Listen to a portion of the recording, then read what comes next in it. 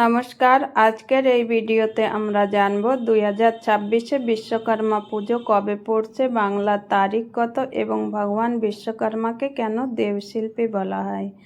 2026-এ বিশ্বকর্মা পুজো ইংরেজিতে 17 সেপ্টেম্বর বৃহস্পতিবারে পালিত হবে। বাংলা তারিখ অনুযায়ী এই দিনটি 31শে ভাদ্র 1433 বঙ্গাব্দ। পুরাণে বর্ণিত আছে ভগবান বিশ্বকর্মাকে দেবতাদের মহান নির্মাতা হিসেবে উল্লেখ করা হয়েছে। এবার আসুন আমরা বিশ্বকর্মার কিছু পৌরাণিক কাহিনী জানি। তার অসাধারণ শিল্পকুশলতার কারণে দেবতারা যখনই কোনো বিশেষ নির্মাণ বা কাজের প্রয়োজন অনুভব করেন তখন বিশ্বকর্মার সাহায্য নিতেন।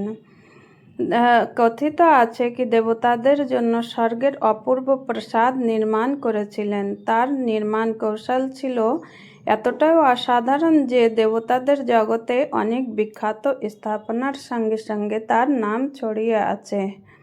শুধু প্রাসাদেই নয়, দেবতাদের ব্যবহারের জন্য নানা ধরনের অস্ত্র বা দিব্য উপকরণ তৈরির কৃতিত্ব পৌরাণিক কাহিনীতে বিশ্বকর্মার সঙ্গে যুক্ত রয়েছে। মহাভারতে বর্ণিত আছে কি ইন্দ্রপ্রস্থের নির্মাণের ক্ষেত্রেও বিশ্বকর্মার বিভিন্ন লোককথা বা পুরাণ ভিত্তিক বর্ণিত পাওয়া যায়। তাহলে বিশ্বকর্মা পুজো কেন করা হয় এটা আমরা জানি। মানুষ তার জীবিকা অর্জনের জন্য নানা ধরনের কাজ করে। কেউ মেশিন চালায়, কেউ গাড়ির মেরামত করে, কেউ বাড়ি তৈরি করে, কেউ শিল্প কারখানায় কাজ করেন, আবার কেউ নিজের ব্যবসা পরিচালনা করেন। এই সমস্ত কর্ম ও কর্মের উপকরণের প্রতি সম্মান জানানোর জন্য এই দিনটি বিশেষ হলো বিশ্বকর্মার পুজো।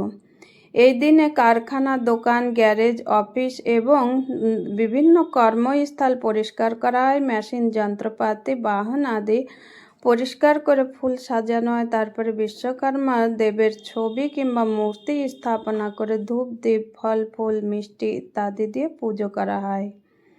অনেকেই ভগবান বিশ্বকর্মার পুজো করেন।